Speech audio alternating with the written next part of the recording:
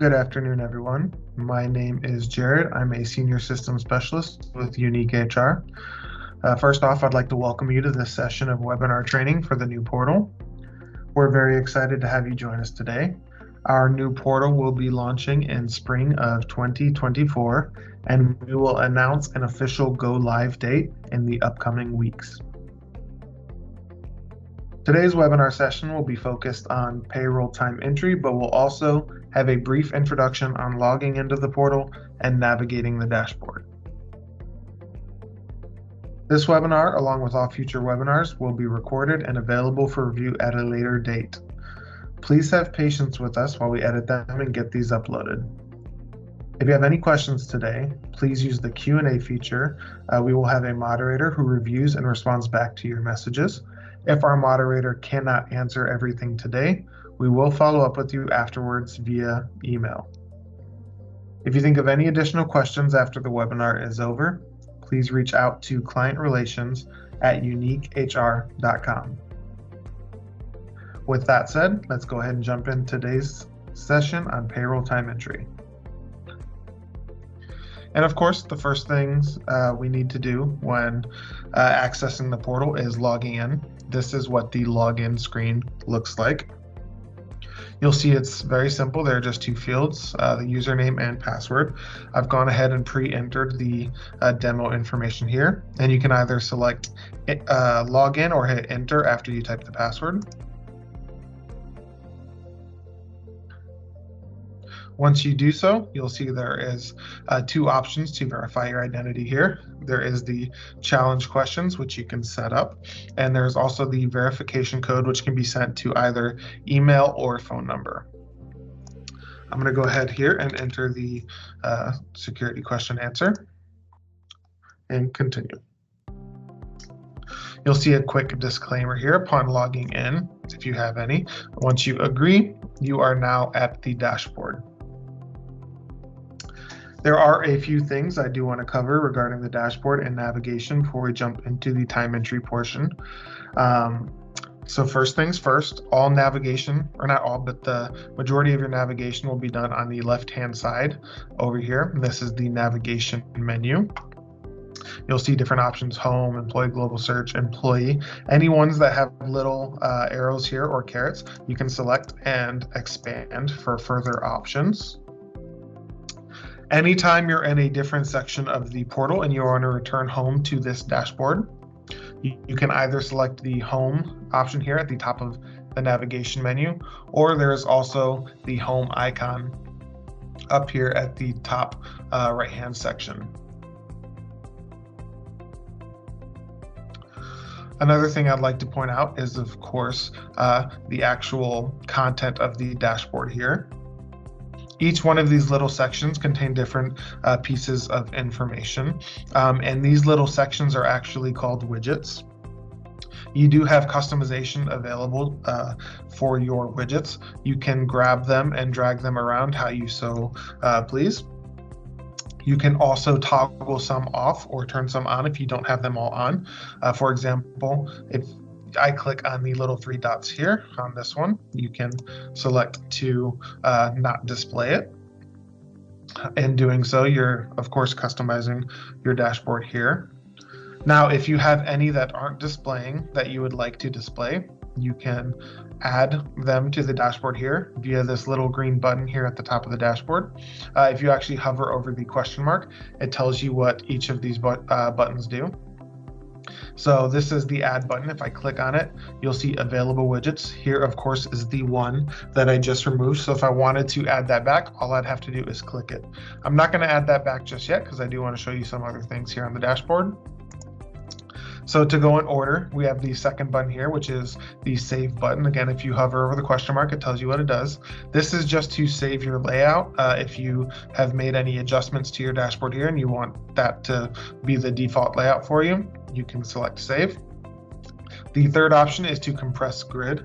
What this does is if you have any blank space, it'll automatically kind of remove that for you. So if I click that here, you'll see everything kind of compressed and becomes a lot nicer to look at here for you.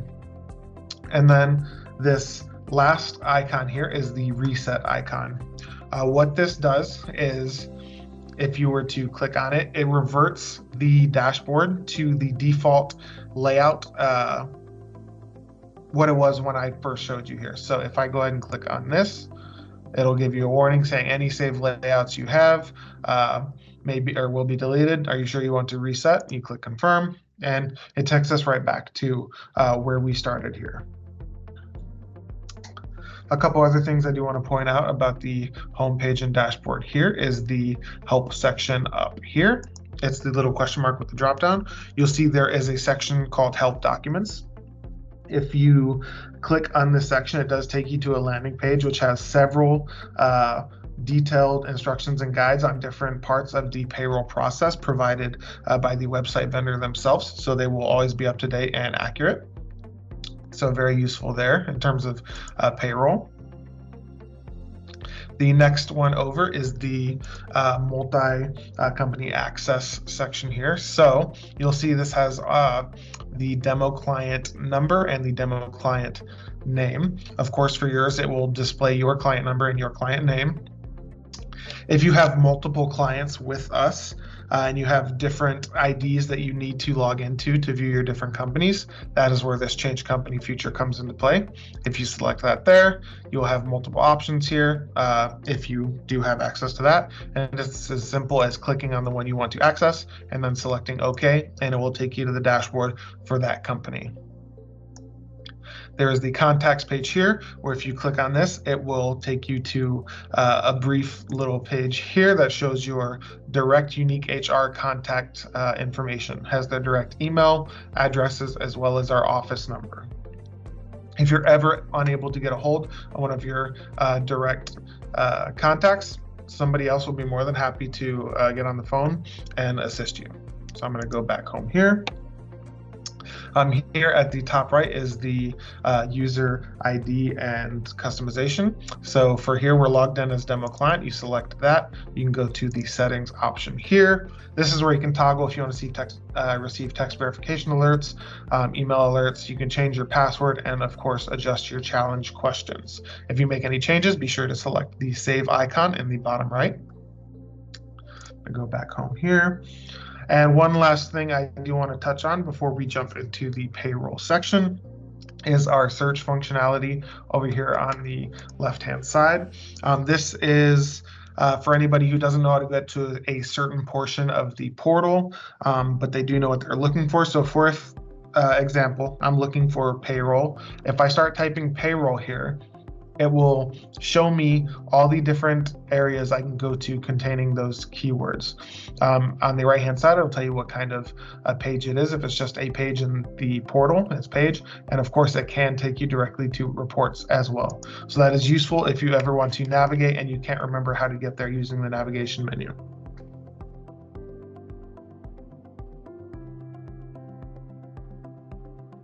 Now I'm going to go ahead and actually jump into the meat and potatoes of this demo here and go to the payroll section. So I'm going to click that on the left-hand side. And this payroll screen here is where you will initiate new or review in-process timesheets, and you can access complete payrolls as well. You'll see a filter up here at the top.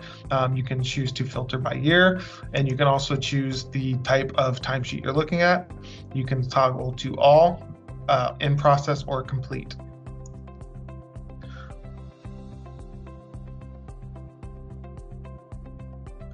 I'm going to go ahead and start a new payroll for us here, and you do that by selecting the new payroll button here on the top left-hand side.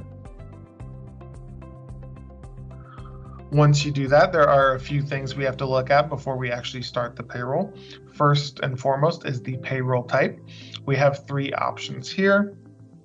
There is normal, interim, which would be for any off-cycle payrolls. If for some reason you need to run something not on the default schedule, you can use interim. There is also the no deductions except 401k and garnishments. This can be used for something such as bonuses, which should have no garnishments or deductions there. Another important thing to note is this checkbox down here on the bottom left-hand corner, the bring in hourly auto pay hours. We're going to ask that you always uncheck this box by default, unless you have a specialized setup, which if that is the case, we will review that with you one-on-one. There is the bring in salary auto pay hours / amount checkbox. You can leave that checked by default, again, unless there are special circumstances, and recurring pay will also stay checked here as well. Once you have all that done, you can click the Start Payroll.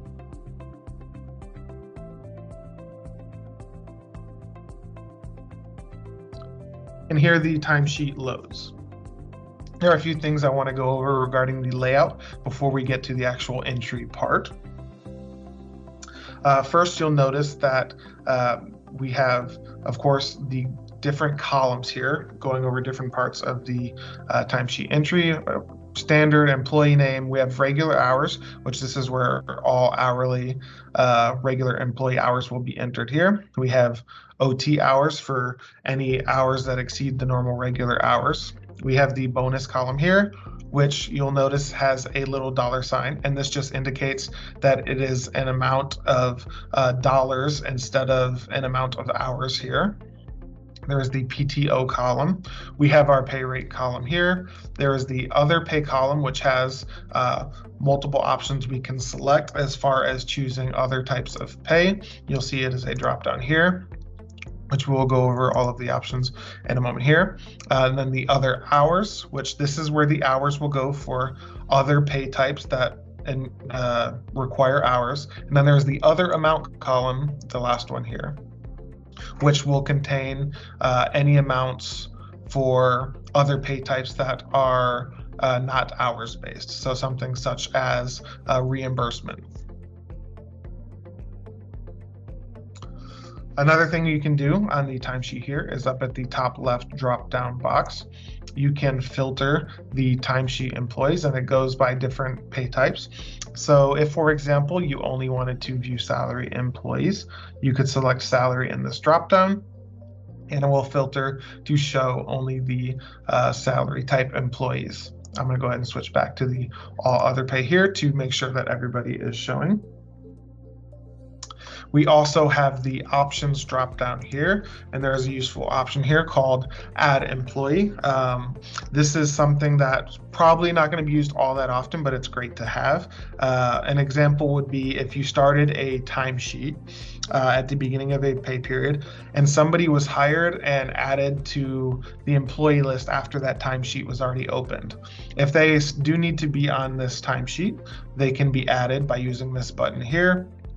Despite them not originally being there.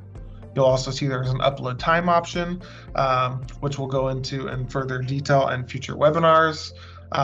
Import time taken is for pulling in PTO, which again, we will cover in the PTO web-based webinars. Here in the reports section, you'll see right now there are 2 reports available. You can click on them at any time and it will pull a report, but of course we don't have much entered here yet, so I'm not going to do that just yet. They're very similar. Submission report has a little bit more information, a little more detailed information than the timesheet recap. Then there's the little timesheet settings here, and this allows you to add extra columns for tracking levels or other information if you would like. One other thing I would like to note, some of you may have more than just these regular pay code types. We can actually customize on a per client basis and add up to 8 more codes onto the timesheet here. Any other codes after that 8, we can add into the other pay section here, and we'll review how you can add those pay types here to the timesheet.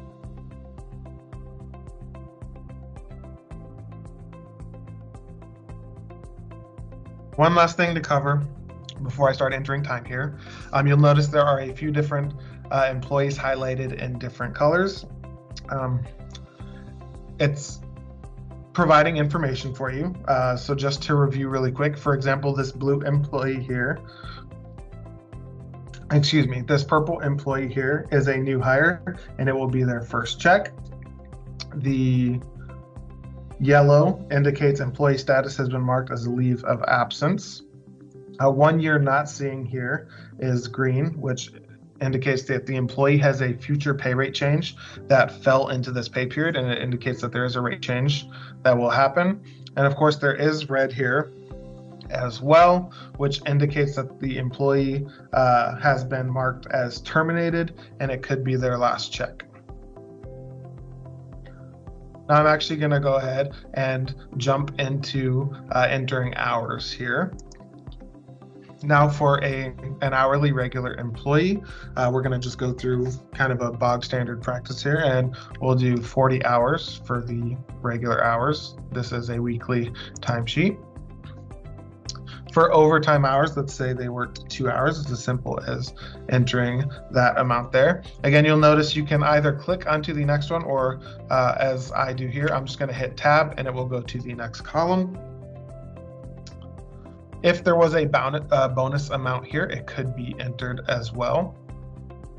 And then you'll see we got to the PTO column here. So I'm going to do something. I'm going to actually add 8 hours and hit tab. And you'll see something here. On the left-hand side, we did just get a little red exclamation point, and it is giving you a warning message saying the employee's regular hours are 48, which is over the standard 40-hour recommended limit. The reason that's happening, of course, is because we said the employee worked 40 hours here, but that he also took 8 hours of PTO. Typically, that's not going to be the case. They either did not need to use the PTO, and it should be 0, or, for example, this should be 32. So it's just kind of a nice little warning there, just in case there are any mistakes in entries such as that. I'm going to go ahead and get to the other pay section over here, and I'm going to select, let's go with sick, which again, you'll note this is a regular pay type along the same lines as PTO and regular hours. I'm going to enter 8. And you'll see, since I am over that 40 amount again, it did pop up the warning one more time. So I'm going to go ahead and reduce this once again to 24.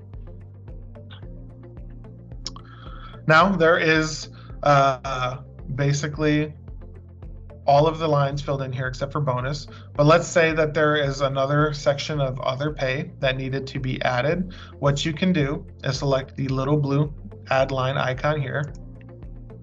Once you do that, another fresh line will come up, and you can select another other pay type. So in this example, I'm going to select reimbursement. And again, this is not an hours amount, so I'm going to go to the other amount. But you'll see as soon as I tabbed off of the reimbursement, a little yellow exclamation popped up saying no earnings have been entered for this pay line, because of course it is an earnings amount and not an hours amount. So let's go here, and we're just going to put 25 for the reimbursement, and then tab off of it there. Now you'll see that little warning went away, and this line is now a nice clean timesheet entry section. If you accidentally add another line here and you do not want to, or you did not mean to have that line, you can simply select the red trash can icon here to remove line.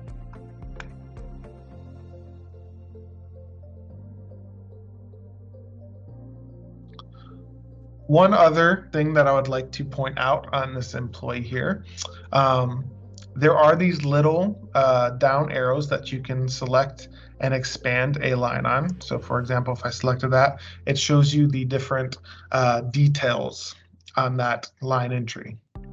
This is useful for if you need to do any job costing and base it hours based on the project, location. But another useful thing that you can do, let's say for example, we're not going to use reimbursement here. We're going to add another line, and we want to pay him a bonus, and I'm going to put 250 in there.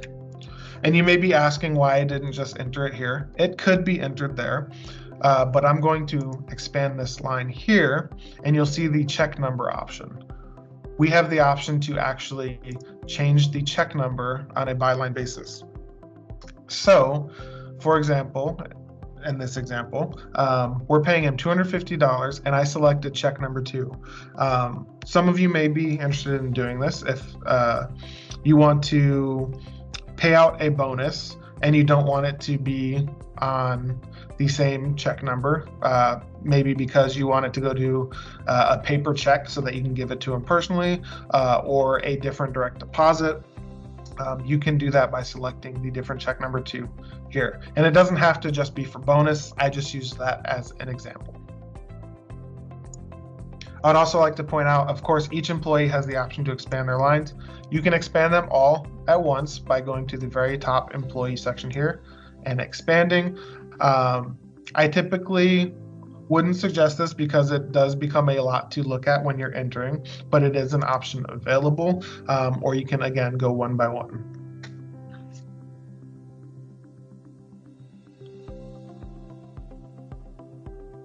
That pretty much sums up the hourly entry, but I do want to touch on salary employees here. So if we look at Melinda Milton here, she is a salary employee.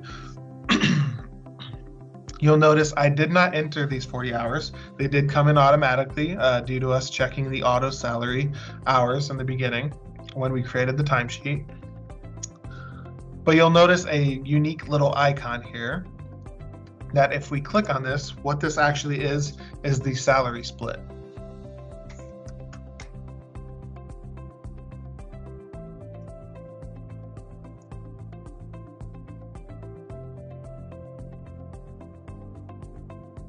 Excuse me for just a moment, had to get a drink of water.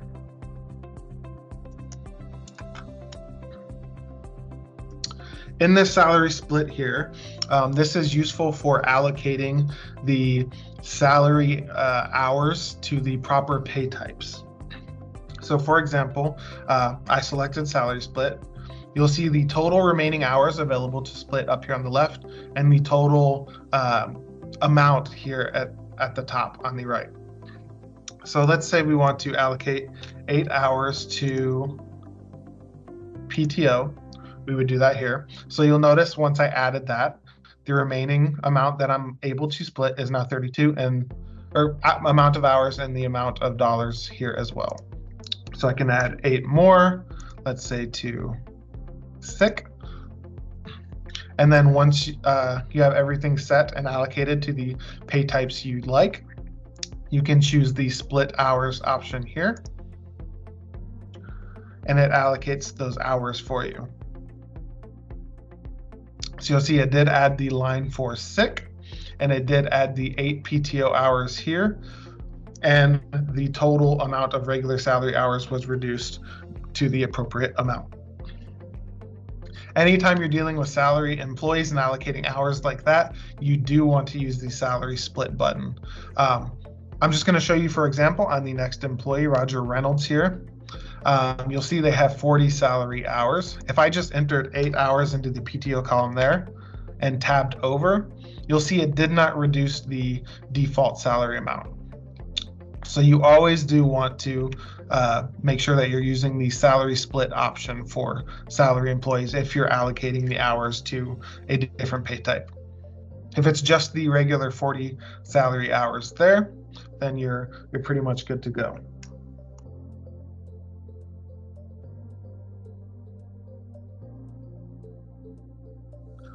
Once you have all of the information entered into the timesheet and everything looks correct, you have the option to, of course, review the reports if you want to review it in a different format, or you can just make sure everything looks good here.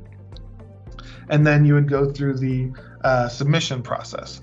Before you submit, I do want to note, no pun intended, there is a notes section here where you can add a note for your payroll specialist. If you had any questions about something or you just wanted to notate a change you made from your normal process, you can enter that here. And then you click save. And of course, the payroll specialist will see that note when they're processing the payroll. Again, once everything looks good and you're ready to submit, you can use the submit button here. Once you submit, that payroll will actually get sent off to your payroll specialist. They'll go through and review everything, make sure it looks good, tax calc it, and then they will send it back to you for final approval. Once that step happens, you'll actually receive an email, and I have an example of what that looks like here. This is an example of the email you'd receive after your payroll specialist has processed and sent it back to you for final approval. Again, it's a quick little message. It tells you who your payroll rep is, your basic information, the check date. Again, you just want to look at all this, make sure it is accurate. There will be a link here, of course, providing you quick access to log in and review the payroll. I'm going to actually return here to show you what it looks like once you have a payroll in the approval process. You'll see that here on the bottom one. You'll see this one is waiting for approval. You'll also notice that there are now many more reports since it has been processed. You can go through and review all of these. Again, if you click on one of these, the report will pop up in a pop-up window. So it is important to note that you should have pop-ups enabled when you're on this website. So you can review all of those reports and go through them. And then once everything looks good, or if it doesn't and you want to deny, you would actually click this approve button here. And you'll see the two options. There is the approve payroll option with a big warning saying, please read before clicking approve. It's just telling you that by clicking approve, you acknowledge that you have had the opportunity to review all the reports and that you're approving it for final processing. If you want to reject the payroll, you would select that here, and you could enter the reason for rejection, and then you would simply hit the reject button here. Once you do that, it would pop up a new status here just saying rejected. And what that actually does is it just goes through back to the payroll processor. And again, they can review the notes on why it was rejected and make the necessary changes. And it's sent back to you once more to approve again. Once you've gone through and approved the payroll, it'll actually move into the complete section here. And again, once the payroll is complete, you can review all of the reports, except now they are finalized because everything has been approved and run. And you'll have all of that information to view there.